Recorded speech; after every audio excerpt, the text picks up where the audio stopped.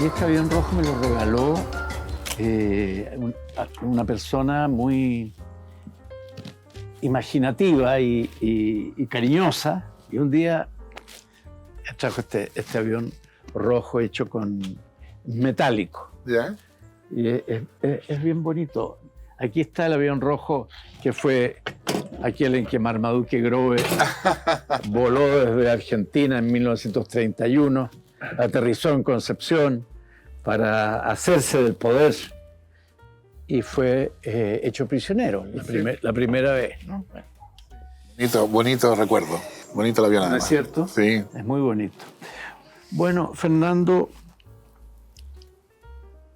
me recordé a propósito del avión rojo de Marmaduke Grove cuando el año 32 Marmaduke Grove avanzó desde la base aérea del Bosque después de una entrevista con el expresidente Arturo Alessandri Palma, y avanzó y fue gente sumándose a su avance por la Gran Avenida y llegó hasta la Moneda, entró a la Moneda, estaba el presidente Juan Esteban Montero con su gabinete y entró Grove con Eugenio Mate Hurtado y otras personalidades, Carlos Dávila, que lo acompañaban, y le dijo: señor presidente, venimos a pedirle que entregue el poder. Y Juan Esteban Montero miró a su ministro de Defensa, que estaba ahí, no recuerdo quién era, y le dijo: ¿qué piensa usted, ministro? ¿Tenemos cómo defendernos? No, presidente, yo creo que no. Muy bien, entonces yo me retiro. Eso tiene algo de caballeresco, de medio romántico, no sé, pero eso no ocurre hoy día. El intercambio político público se ha hecho muy tóxico. Sí. ¿Tienes tú esa misma impresión? Totalmente. Y yo creo que yo creo que esa es una cuestión de las, bueno, en esta época decir de las más importantes, pero considerando que las más importantes son varias, esta, diría yo, es una de ellas, de las cosas más importantes en cuanto a sus posibles consecuencias que está ocurriendo, que es la desaparición para ese espacio en que la discusión política es entre sujetos que se reconocen, ¿no? Y entonces eso ha sido reemplazado por... Yo creo que esto tiene que ver en parte con esta lógica que se ha impuesto desde la ultraderecha, de que esto es una batalla cultural, ¿no? Y en la batalla cultural hay que negarle todo al otro. Y entre lo que se niega es, entre otras cosas, el espacio para el desacuerdo político. Es difícil encontrar un espacio donde por ejemplo, se critique a lo que hace el gobierno, por ejemplo, ¿no? Y se critique en términos de, bueno, esto es lo que el gobierno hace porque el gobierno cree que esto es lo que es bueno para Chile, y yo, el crítico, estoy en desacuerdo con eso. Yo creo que esto no es bueno para Chile por las razones A, B y C, y por lo tanto me parece pésimo que lo haga el gobierno. No hay espacio para diferencias que son explicadas por diferencias políticas. Hay espacio para decir, no, esto es una incompetencia, son ignorantes, son ladrones, son corruptos, ¿no? Ese espacio para... tú y yo tenemos posiciones distintas frente a un problema porque pensamos distinto, y entonces tú favoreces ciertas acciones políticas, etc., y yo favorezco otras. Entonces cuando tú hagas las tuyas yo las voy a criticar, evidentemente, pero no voy a... Eso no me obliga a decirte que además de que tú haces cosas que a mí me parecen incorrectas por la razón ABC, además de eso tú eres tonto, malo, feo, perverso, etc. Pero esos son los términos de la discusión política hoy día. Es bien tremendo. Yo creo que tú tienes razón cuando señalas como causa esta perspectiva de la batalla cultural, porque la batalla cultural primero es universal, alcanza a todos los mundos que se reconocen en esta cultura, ¿no? Claro. Y allí ha habido agentes que han sido muy activos en precisamente de introducir el denostar como un elemento fundamental de esa batalla. El primero, el presidente Trump de los Estados Unidos. Ciertamente. Milei en Argentina, que es un discípulo. Yo creo que Ante Bolsonaro. Bolsonaro, sin duda, han llevado al límite la utilización como instrumento político del insulto, del ataque personal, de la ironía de mal gusto. Sí. Es muy sorprendente. Bueno, Trump es muy sorprendente. Sí, y yo creo que también los bolches y zurdos de mierda. Los zurdos de mierda. Es muy impresionante. Ahora, en ese espectro, a mí me impresionó el otro día, y lo menciono porque es un hecho positivo, como algo que florece en un campo que está muy estéril. El ex director de presupuestos del gobierno anterior. Sí, a mí también me llamó la atención. De Sebastián Piñera. Un señor a quien no conozco, que es economista y que se llama Matías Acevedo. Hizo una larga exposición y presentación refutando los ataques que se habían lanzado contra el gobierno por supuestamente haber contratado 100.000 funcionarios. Y después de todo eran 7.000. Sí, ahora son 7.000, pero son de todos modos parásitos. Sí.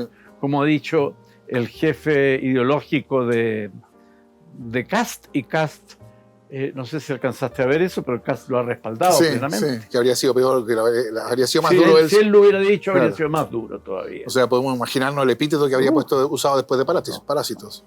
Vampiros, no sé. En fin. Yo creo que peor. Peor, sí. Dengues. ¿Ah? Bueno, pero esas son expresiones de este grado de deterioro, que no es la primera vez.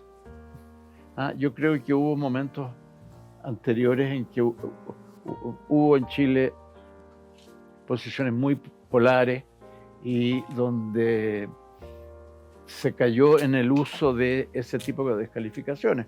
Básicamente estoy pensando en la segunda mitad de los 60 y en los años del gobierno de la Unidad Popular. Pero si uno piensa, a ver, en la Unidad Popular lo que estaba ocurriendo se estaba realizando la reforma agraria, que eliminaba, que tuvo el efecto de acabar con la base social de la clase terrateniente, ¿no?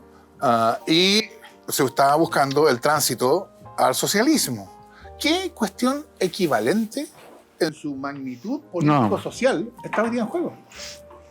Entonces, uno dice, no, lo que pasa es que han tratado de ponerlo en términos de cuestiones culturales, que la identidad de género. Sí, está bien, yo no estoy sugiriendo por un minuto que ninguna de estas cuestiones, las cuestiones que hoy día se discuten, no son importantes. Pero si uno lo pone en términos de magnitudes, lo que estaba en juego era incomparable con lo que está en juego hoy día. Y sin embargo, el nivel de conflictividad, por lo menos el que uno aprecia en los términos de la conversación, son comparables.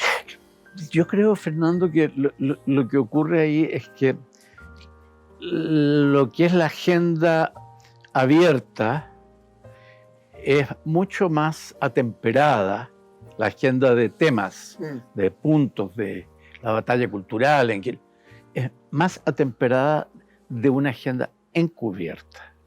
Yo creo que el otro día un amigo me decía, comentando hace unos 15, 20 días atrás, el tema de Trump, y me decía, este tipo está loco. Le digo, no está ni tonto, ni es loco.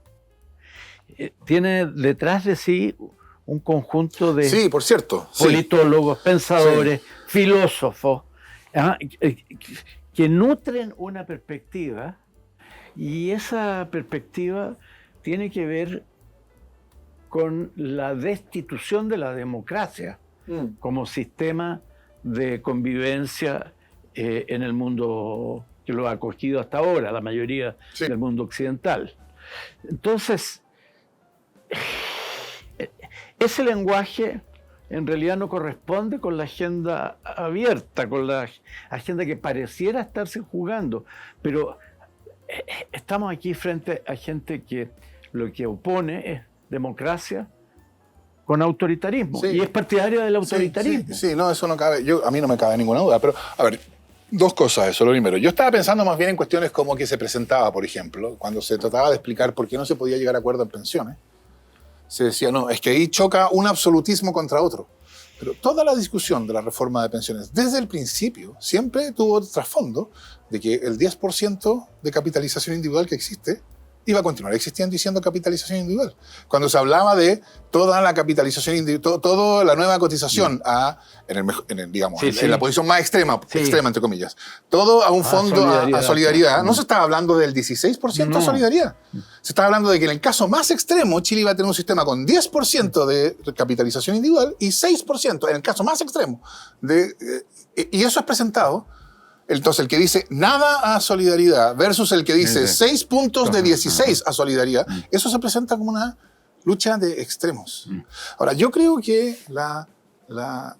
eso en Chile, por supuesto que se conecta con lo que está pasando en Estados Unidos, en Argentina, etc. Yo creo que nada de lo que pasa en Chile se explica por razones únicamente chilenas, porque Chile no es una isla. Pero yo creo que hay, que tiene que ver también con una situación de deslegitimación institucional que tenemos en Chile, porque creo yo, es un proceso que el proceso constituyente se supone que iba a contribuir a enfrentar, y eso falló. Y entonces el proceso de deslegitimación continúa. Y si uno observa las manifestaciones electorales que ha habido desde, por lo menos desde el estallido, antes probablemente, son todas, creo yo, manifestaciones que deben ser interpretadas mucho más como negatividad que como positividad. No, el caso más evidente, se pregunta a la gente, ¿cómo es posible que el mismo pueblo que votó por la lista del pueblo el 21 haya votado por los republicanos el 23? Que Chile se puso esquizofrénico. Y yo diría, claro, cuando uno lo mira políticamente, uno ve un giro en 180 grados, pero cuando uno lo mira socialmente, yo creo que uno no ve ningún giro. Es el mismo resultado, porque es el equivalente chileno del argentino que se vayan todos. ¿No? El que se vayan todos benefició a los grupos independientes, a la lista del pueblo del 21, y benefició a los republicanos que se presentaban, yo creo que es una tontera, pero da lo mismo lo que yo crea, se presentaban como outsiders, ¿no? Nosotros no somos políticos, nos venimos de la política. Y yo creo que entonces, con ese trasfondo, el trasfondo de lo que la gente quiere oír, es que la política institucional es una mierda. Así es.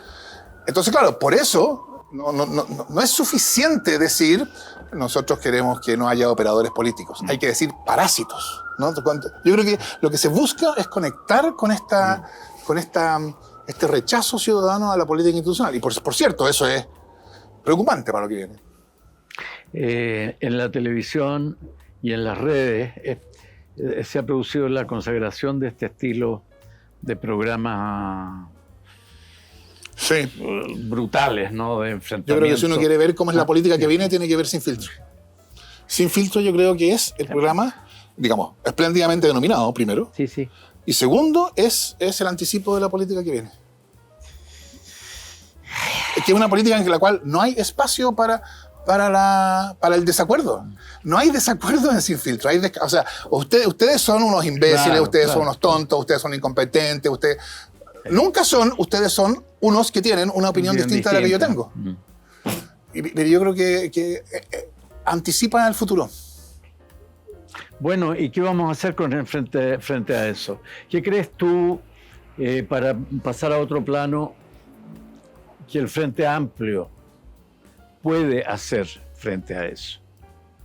Porque en el Frente Amplio hay diferencias, esas diferencias son legítimas, pueden ser duras a veces, pero hay un espacio de diálogo que sigue existiendo entre grupos o personas.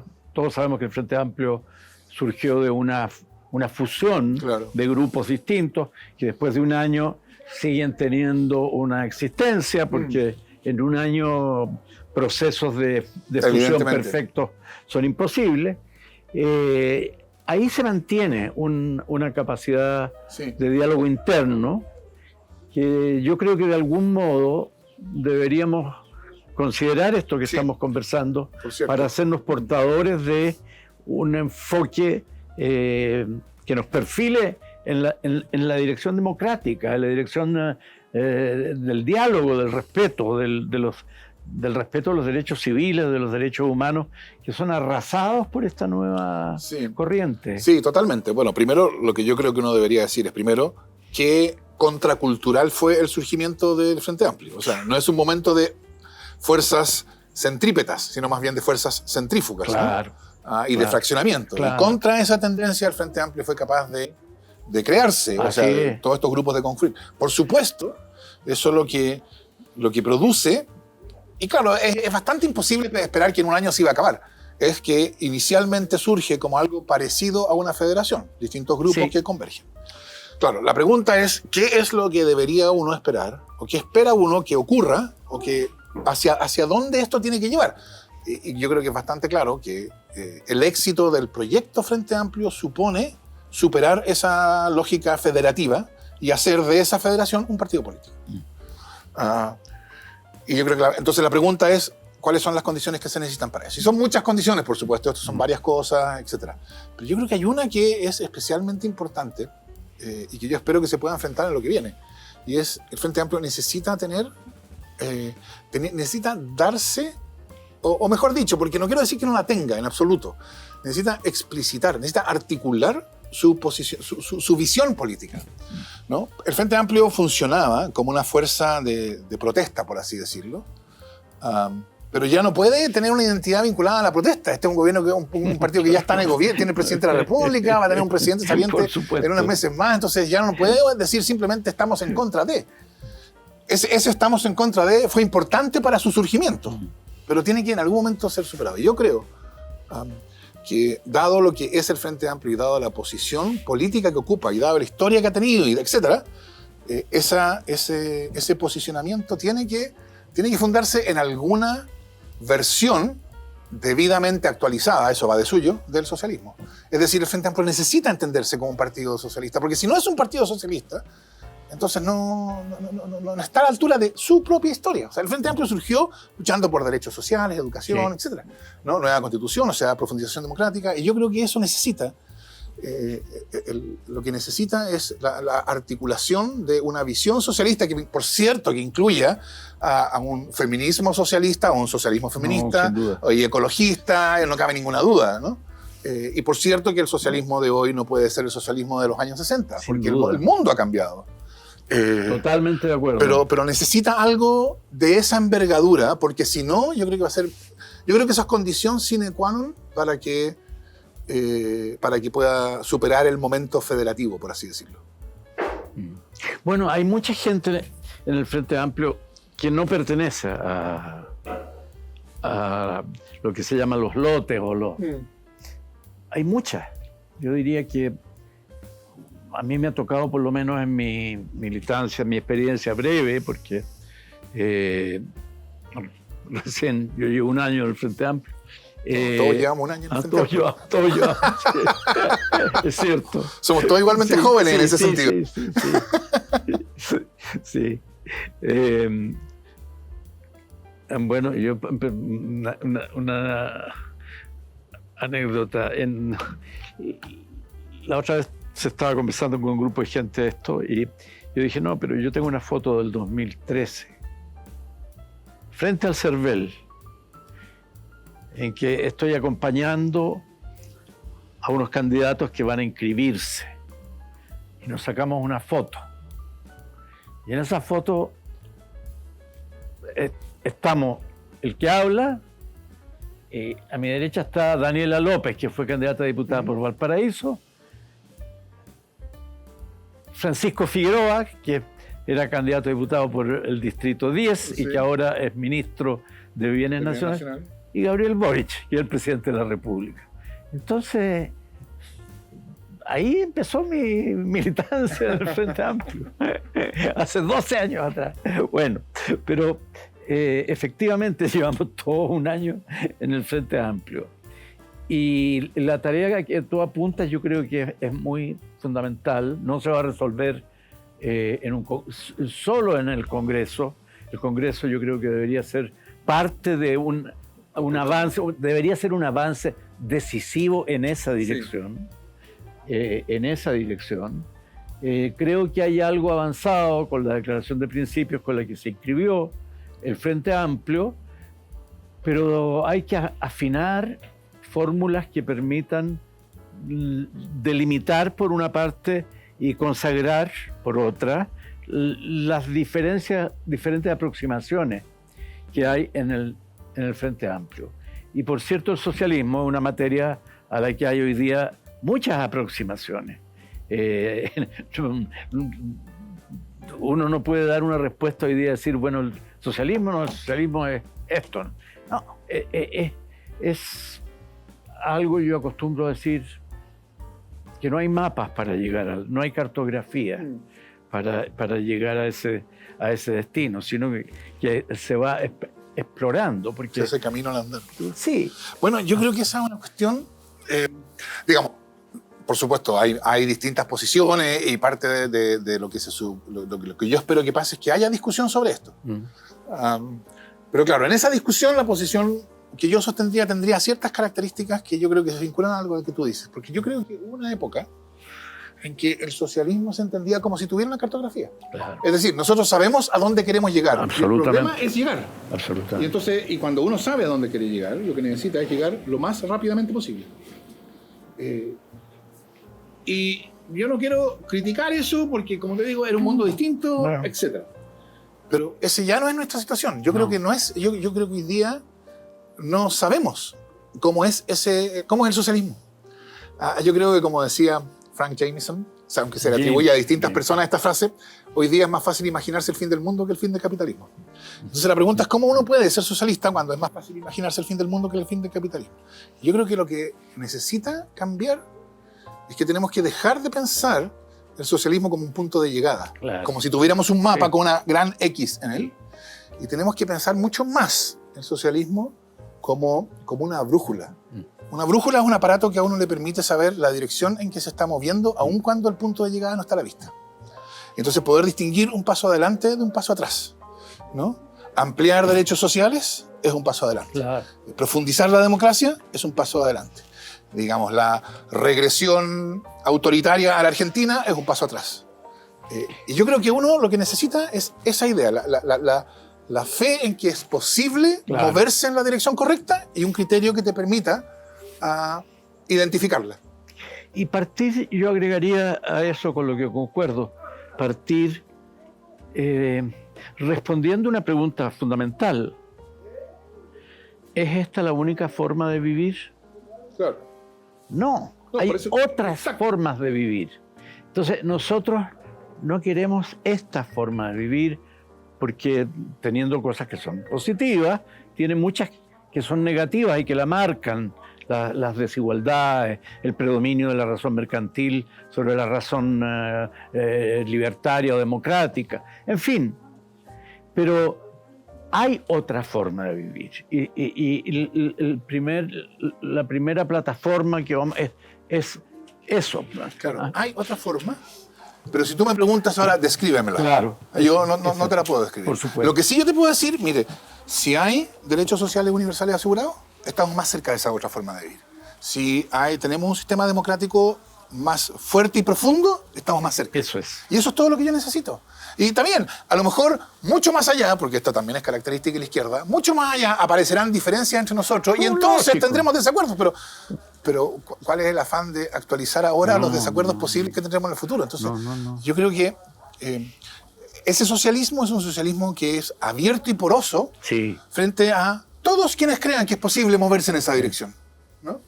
Mira, me llamó la atención esta mañana porque yo no sé si tú pudiste, yo no estaba atento porque, como te digo, estaba haciendo un montón de cosas pero cuando escuché el foro pero antes había pegado un salto a Le Mall y ahí me enteré que en la ENADE la intervención del presidente, que el presidente hizo desde Roma, se cortó 2 veces. ¿No alcanzaste a leer eso? No. Bueno, estaba hablando el presidente y ¡pum! Se cortó la... Entonces se demoraron unos minutos en reponerla, la repusieron, empezó a hablar el presidente de nuevo, se volvió a cortar. Porque y ahí no tiene muchos recursos para... y ahí le pidieron a Grau que siguiera él, Ya. porque no querían, yo creo que... Pero yo me acordaba que Trump, cuando se subió a una escalera mecánica el otro día, ¿dónde fue? En la ONU, y la escalera se paró cuando él iba en el medio, armó un escándalo, y dijo que había que investigar a todos los funcionarios de la ONU porque creyó que y a lo mejor había alguien de buen espíritu ahí que ¡pum! Apretó un botón y paró la escalera. Bueno, acá realmente cuando tú lees lo que estaba diciendo el presidente, a mí me parece muy sospechoso lo que ocurrió. Porque lo que está diciendo el presidente es citar partes de la encíclica del Papa León. Claro.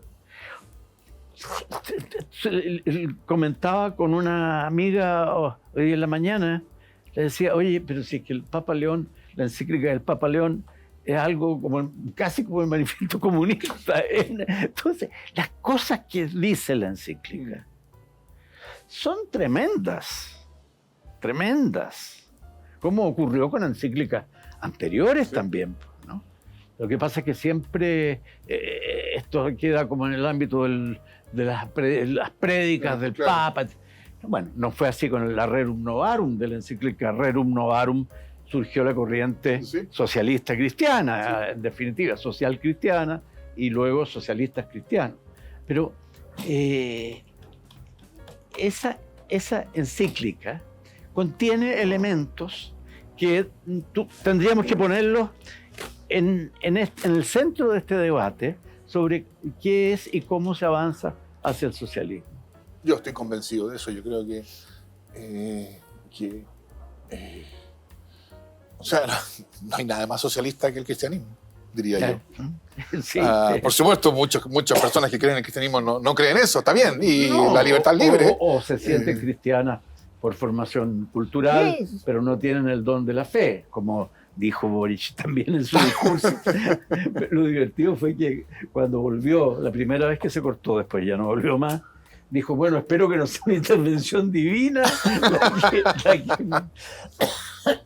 Claro. ¿Cuánto tiempo estamos ya? Ya. ¿Cómo se pasa el tiempo en la conversación? Sí. Esa es la gracia que tiene estos diálogos, que no son entrevistas y que uno puede hablar de lo que le parezca interesante para... Y que la conversación llegue hasta donde tenga que llegar nomás. Exactamente, a los lectores del portal. Fernando, 1.000.000 de gracias por haber aceptado nuestra invitación. Muchas gracias a ti, Jorge. Yo creo que podemos hacer muchas cosas con el portal, con la Casa Común. Te iba a preguntar yo cómo estaba la Casa Común. Te iba a preguntar por el libro que sacaron un grupo de compañeros, tú, Manuel Antonio Garretón, Osvaldo Torres y otros compañeros, que lo subimos nosotros, está en la biblioteca del portal, ese libro. Muchas gracias. Porque son materiales que están ahí en PDF a disposición del que quiera leerlo. Son materiales importantes en un momento en que vamos a tener que abusar la imaginación, la capacidad creativa, y despegarnos de dogmas, ¿no? Exactamente. Yo creo que este es un momento en que se necesita, como decía algún prócer socialista, no Arrate, el antidogmatismo más absoluto. Sí. Bueno, Jorge, yo también quiero agradecerte la conversación. Sí, habría sido bueno poder decir algo sobre la Casa Común, así que voy a decir ahora rápidamente. Dilo. Efectivamente sacamos ese libro que se llama Repensar el futuro, a la izquierda de una nueva época. que es, bueno, es nuestra contribución o una contribución a esta conversación que estamos teniendo. Y ahora estamos haciendo, que se termina de hecho hoy, un curso de formación política dirigida fundamentalmente a gente joven, que ha sido bien exitoso, con la idea precisamente de crear condiciones para esta conversación, ¿no? Porque efectivamente yo creo que estamos en un momento en que muchas cosas que pensamos que ya podíamos dar por sentadas políticamente no pueden ser dadas por sentadas. Y eso exige creatividad y, como tú decías, antidogmatismo. Y en eso estamos nosotros. Muy bien. Yo creo que el traslado, la vuelta a la naturaleza me produjo el polen de algunas de estas plantas.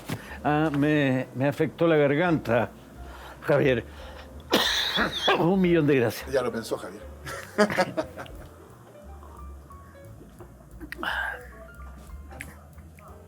Gracias. Sí, pues antes servíamos café aquí. Teníamos un tazón para regalarle a los invitados, pero se nos acabaron. Ahora está Ernesto Águila preguntando, ¿y qué pasó con los tazones? Bueno, se acabaron. Tenemos que mandar a hacer más tazones. Bueno, los invitados que no recibieron tazones entonces tienen un crédito para cuando aparezcan los tazones. Muy bien. Compromiso. Chao. Chao, Un gracias. gusto.